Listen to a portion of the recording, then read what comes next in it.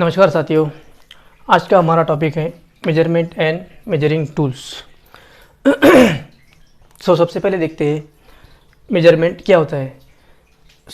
Measurement यानी कि compare with actual size, जो कि जॉब का एक्चुअल साइज़ होता है, जॉब का या फिर किसी भी वस्तु का, किसी भी पदार्थ का जो एक्चुअल साइज़ होता है, जो एक्चुअल क्वांटिटी होती है, उसके साथ में कंपैरिजन करना, उसको बोलते हैं मेजरमेंट। फिर वो वस्तु, वो पदार्थ, वो सॉलिड, लिक्विड, गैस किसी भी फॉर्म में हो सकता है। और जो टूल्स हम मेजरमेंट करने के लिए यूज़ करते हैं उसको बोलते हैं मेजरिंग टूल्स। जैसे कि स्टील रूल हो गया, मेजरिंग टेप हो गए, कैलिपर्स हो गए। इसमें मेजरमेंट के कुछ टाइप्स आते हैं। उसमें सबसे पहले आता है लीनियर मेजरमेंट। लीनियर यानी कि लेंथ, यानी कि लंबाई का मेजरमेंट करना, लंबाई को मेजर करना। उसके बाद में आता है एंगुलर मेजरमेंट। एंगुलर मेजरमेंट यानी कि किसी भी जॉब का एंगल चेक करना। एंगल जैसे कि मान लीजिए कोई 10 डिग्री है, 15 डिग्री है, 12 डिग्री है, 30 डिग्री है, इस तरह से। Radial measurement. रेडियल मेजरमेंट यानी कि किसी भी जॉब का जो सर्कल होता है, जो राउंड जॉब होते हैं, उसका मेजरमेंट करना, उसको बोलते हैं रेडियल मेजरमेंट। उसके बाद में आते हैं प्लेन सरफेस मेजरमेंट, यानी कि जो प्लेन सरफेस होता है उसका मेजरमेंट करना। उसके बाद में आते हैं standard unit of linear measurement.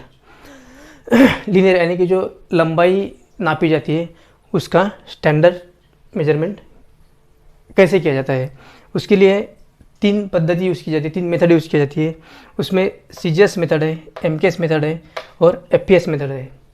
CGS यानी कि सेंटीमीटर, जो कि हम लंबाई नापते हैं वो सेंटीमीटर में होती है।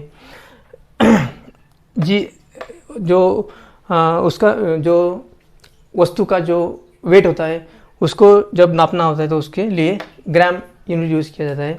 और टाइम यानी कि जो कि सेकंड में नापा जाता है, सेकंड में काउंट किया जाता है,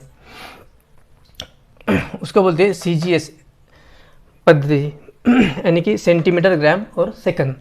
उसके बाद में आते हैं एमकेएस यानी कि मीटर, किलोग्राम और सेकंड।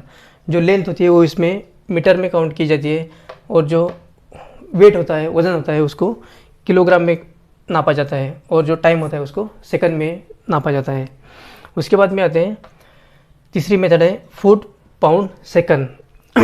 जो लंबाई होती है उसको फुट में काउंट किया जाता है, जो वज़न होता है, वेट होता है, उसको पाउंड में काउंट किया जाता है और टाइम को सेकंड में काउंट किया जाता है। उसमें सीजीएस मेथड में जो लंबाई हम नापते हैं वो होती है सेंटीमीटर में। एमकेएस पद्धति में जो लंबाई नापते हैं वो होती है मीटर में और एफपीएस पद्धति में जो लंबाई नापती है वो होती है फुट में। Standard unit of linear measurement centimetre, metre और फुट। उसके बाद में आते हैं स्टैंडर्ड मीटर, जो कि हम लंबाई नापते हैं किसी भी चीज़ की। मान लीजिए कि ये बोर्ड है, अभी ये 1 मीटर का है, लेकिन ये 1 मीटर का है, ये कैसे डिसाइड हुआ। उसके लिए राष्ट्रीय भौतिक विज्ञान अनुसंधान केंद्र दिल्ली, यहाँ से ये डिसाइड होता है, जो कि मेजरमेंट का एक ऑर्गेनाइजेशन है जहाँ पे मेजरमेंट की मेथड्स को डिफाइन किया जाता है। जहाँ पे एक मेटल का पीस होता है जो कि एक स्पेसिफिक साइज़ में रखा होता है, उसको बोलते हैं स्टैंडर्ड मीटर।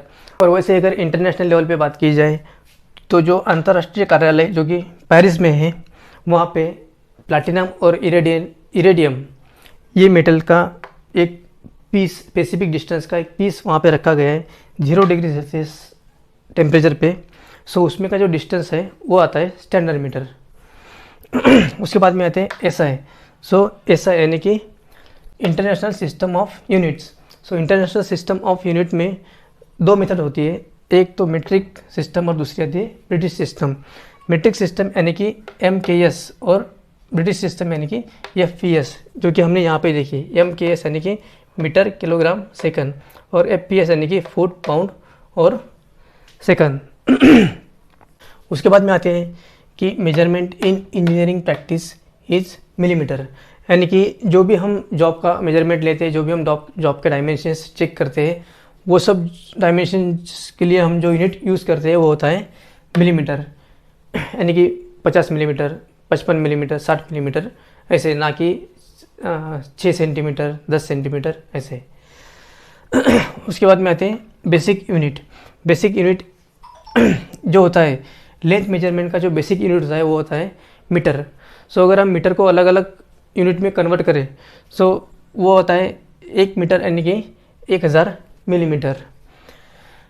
वैसे ही 1 मिलीमीटर यानी कि 100 सेंटीमीटर, यानी कि 1 मीटर में 100 सेंटीमीटर होता है।